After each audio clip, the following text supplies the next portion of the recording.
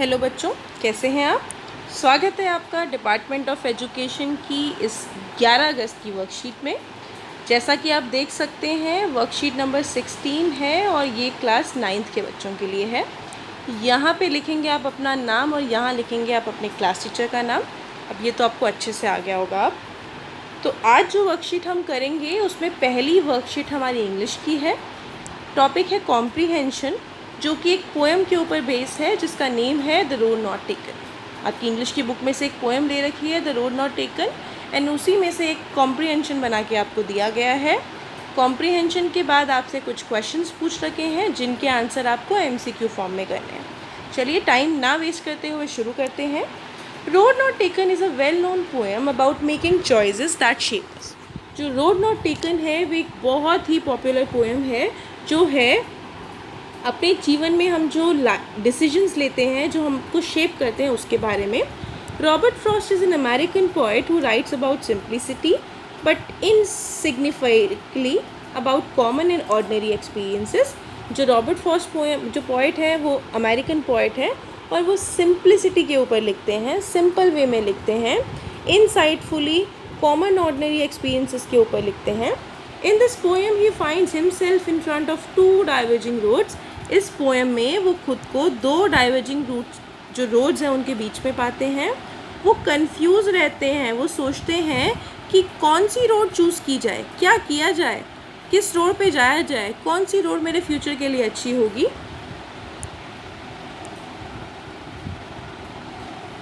एक रोड तो आसान होती है और जो दूसरी रोड होती है वो ग्रासी और वांटेड वेयर होती है।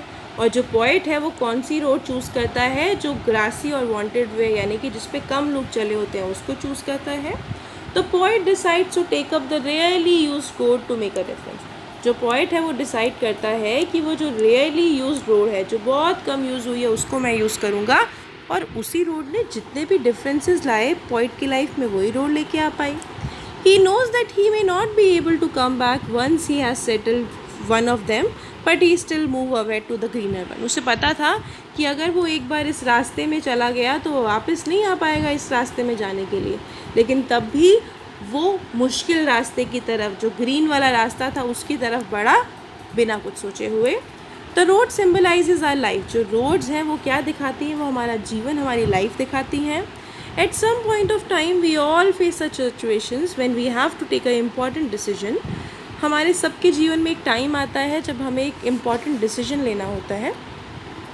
We may look back in life and remember that moment. हम लाइफ में देखेंगे, हो सकता है हम याद रखें वो moment. It is that decision which affects, जो ये वही डिसीजन होता है जो हमारी लाइफ को अफेक्ट करता है, हमारे फ्यूचर को अफेक्ट करता है।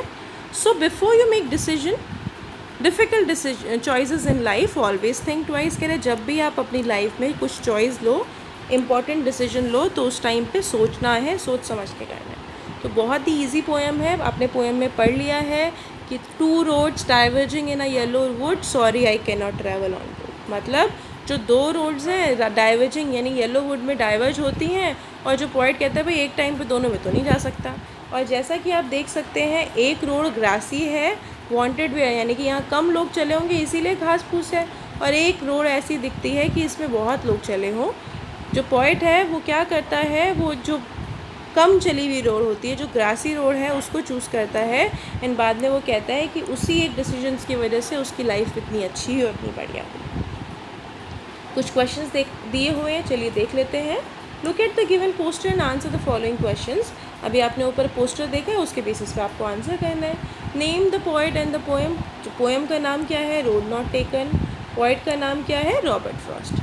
आई किसको डिपिक्ट किया हुआ है, आई किसको किया हुआ है, in pic I pic one what do you observe. जो पिक वन है उसमें आप क्या ऑब्जर्व कर रहे हैं, हम ऑब्जर्व करते हैं कि जो टू रोड्स हैं वो डाइवर्ज होती हैं येलो वुड में। The poet decides to take up which one of the road. कौन सी रोड यूज़ करता है वो जाता है रेयरली यूज रोड पे। जो पिक टू है वो क्या ऑब्जर्व कर रहे हो, एक आदमी भी है वहाँ पे, एक एरो भी है और एक ग्रासी रोड भी है, तो इसका आंसर होगा all of the above. The road symbolises are, क्या दिखाती है, फैमिली, लाइफ, स्कूल, नंबर। तो हाँ, रोड दिखाती है हमारी life. We should think twice before taking any decision in life because they, अब हमें लाइफ की कोई भी डिसीजन लेते टाइम 2 बार सोचना चाहिए। क्यों? क्योंकि वो हमारा डेस्टिनेशन भी डिसाइड करते हैं, हमारे फ्यूचर को भी अफेक्ट करते हैं और हमारी लाइफ को भी शेप करते हैं। तो यस, इसका answer all of the above होगा। And last but not the least, which one is an antonym of the decision. Decision का आपको उल्टा बताना है तो अनसर्टेनिटी। डिसीजन का मतलब डिसाइड करना, और आपने कुछ डिसाइड किया तो आप वही करते हो। और अनसर्टेनिटी में क्या रहता है? कुछ नहीं पता, कुछ भी हो सकता है। ठीक है, तो इसी के साथ हमारी वर्कशीट नंबर 1 आज कंप्लीट होती है। मैं आशा करती हूँ कि आपने नोट डाउन कर लिया होगा। चलिए दूसरी वर्कशीट करते हैं। दूसरी वर्कशीट हमारे पास आज है सामाजिक विज्ञान यानी कि अर्थशास्त्र की। सामाजिक विज्ञान का ये एक पार्ट लिया गया है अर्थशास्त्र, उसके ऊपर वर्कशीट है। टॉपिक है पालमपुर का गांव।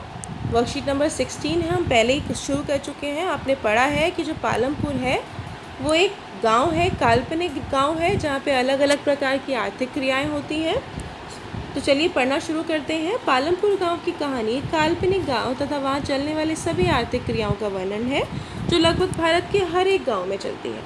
पालमपुर में कृषि मुख्य क्रिया है, जबकि दूध का विक्रय, यातायात, छोटे पैमाने का निर्माण जैसी क्रियाएं भी बहुत सीमित मात्रा में चलती हैं। गांव में जिस तरह की फसल उगाई जाती है तथा जैसी सुविधाएं उपलब्ध हैं, उससे पालमपुर पश्चिमी उत्तर प्रदेश में स्थित किसी गांव का सा लगता है। पालमपुर गांव उसके आसपास के गांव और शहर से अच्छी तरह जुड़ा हुआ है। जैसे रायगंज का एक बड़ा गांव है जो पालमपुर से 3 किलोमीटर दूर है। वहाँ गांव के पास के कस्बे शाहपुर में भी पालमपुर पक्की सड़क द्वारा जुड़ा है। गांव में विभिन्न जातियों के कुल मिलाकर 450 परिवार रहते हैं। गांव में तमाम घरों में बिजली की सुविधा है। खेतों में ट्यूबवेल बिजली द्वारा चलते हैं और छोटे व्यवसायों में भी बिजली का प्रयोग होता है। पालमपुर में 2 प्राथमिक विद्यालय हैं और एक हाई स्कूल भी है। वहाँ प्राथमिक चिकित्सा केंद्र चल रहा है जो कि सरकार द्वारा संचालित होता है, और एक प्राइवेट डिस्पेंसरी भी चल रही है। इस प्रकार पालमपुर गांव में सड़कों, यातायात और बिजली सिंचाई सुविधाओं की अच्छी व्यवस्था है। तो ये हमने पढ़ा कि पालमपुर गांव किस तरीके का है, क्या क्या चीज़ें हैं पालमपुर गांव में। चलिए प्रश्न उत्तर करते हैं। क्या आपने कोई गांव देखा है? आपने पालमपुर गांव को क्या और कैसे कल्पना करी? तो बेटा मैंने तो गांव देखा है। हाँ, मैंने गांव देखा है। पालमपुर गांव एक आदर्श गांव की तरह है जहां पर लोग छोटे पैमाने पर उत्पादन गतिविधियों से आत्मनिर्भर है। मतलब छोटे मोटे काम करके लोग आत्मनिर्भर हैं, रोजी रोटी कमा रहे हैं। पालमपुर तथा भारत के लगभग सभी गाँव में आज भी कृषि मुख्य व्यवसाय है। इसके कारण लिखिए, ऐसा क्यों है? पालमपुर की तरह भारत के सभी गाँवों में खेती लोगों की मुख्य गतिविधि है। इसका कारण सिंचित भूमि मतलब अच्छी भूमि है जिसमें पानी है, प्रॉपर इरिगेशन के लिए अनुकूल जलवायु। जैसे आप दिल्ली में देख रहे हो बारिश ही नहीं हो रही, लेकिन गांव में तो भाई टाइम पे बारिश होती है, सर्दी होती है, गर्मी होती है, सारे मौसम बराबर होते हैं। अब शहरों में तो वैसा नहीं रहता ना, जलवायु अनुकूल नहीं रहती, प्रदूषण कितना ज़्यादा है। एवं खेती के लिए मज़दूरों की उपलब्धता है। अब खेती के लिए बहुत सारे मज़दूर भी हैं। हम शहरों की बात करें तो सारे के सारे लोग और किसी कामों में लगे हुए हैं, इतने मज़दूर नहीं हैं। लेकिन गांव में सब खेती बाड़ी करते हैं तो मज़दूर भी हैं।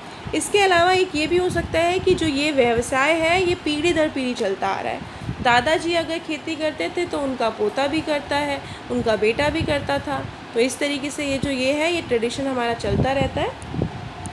पालमपुर गाँव में रहना आपके द्वारा शहर में रहने से किस प्रकार अलग है? दोनों जगहों की सुविधाएं और समस्याओं के वर्णन कीजिए। डिफरेंस पूछा है कि क्या क्या फ़र्क आएगा। दिल्ली जैसे शहर में रहना गांव से रहने से अलग है। सुविधा के तौर पर पालमपुर में साफ़ हवा, पानी, फल, सब्जियां और परिवारों के साथ आसान संपर्क थे जो शहरों में नहीं। आपको पता है शहरों में ऐसा पॉसिबल नहीं है, साफ़ हवा पानी नहीं मिलता। और गाँव में थोड़ी ना कि पूरा गाँव सबको जानता है, शहरों में तो किसी को नहीं पता होता ज़्यादा। इसके साथ पालमपुर में सीमित रोज़गार, अब रोज़गार के सीमित साधन हैं, मनोरंजन के सीमित साधन हैं। अब दिल्ली की बात करें, शहरों की बात करें, अब यहाँ कितने सारे ऑप्शन हैं आपके पास मनोरंजन के लिए। हाँ, अभी थोड़ा मनोरंजन के साधन कम हो गए, बट वैसे तो बहुत सारे थे ना। तो ये कुछ फ़र्क थे। पालमपुर गांव एक अच्छी बुनियादी व्यवस्था वाला गांव है। स्पष्ट करिए। आपको बताना है कि जो पालमपुर है वो किस तरीके से अच्छी बुनियादी व्यवस्थाओं वाला गांव है। पालमपुर में एक अच्छा बुनियादी ढांचा, ये है बुनियादी हाँ, पालमपुर में एक अच्छा बुनियादी ढांचा है। अच्छा बुनियादी ढांचा है, आपने पढ़ा है कि वहाँ रोड भी है, स्कूल भी है, चिकित्सालय भी है, सब कुछ है, परिवहन के साधन भी है। इसमें सड़कों, परिवहन, बिजली, सिंचाई और स्वास्थ्य केंद्र की काफ़ी अच्छी विकसित प्रणाली। अच्छी विकसित प्रणाली तो है ही, सारे के इलाज हो जाते हैं, सब चीज़ें अच्छे से हो जाती हैं। तो बच्चों, ये थी हमारी आज की वर्कशीट। इसमें 4 ही क्वेश्चन थे। मैं आशा करती हूँ कि आपने ये क्वेश्चन कर लिए हैं। नहीं करें तो आप पॉज करके कर लीजिए, वीडियो को पॉज करिए और उसके बाद करना शुरू कर लीजिए। तो चलिए बच्चों, आज के लिए इतना ही काफ़ी है। अब हम कल मिलेंगे कल की वर्कशीट के साथ। तब तक के लिए स्टे हेल्दी, स्टे सेफ।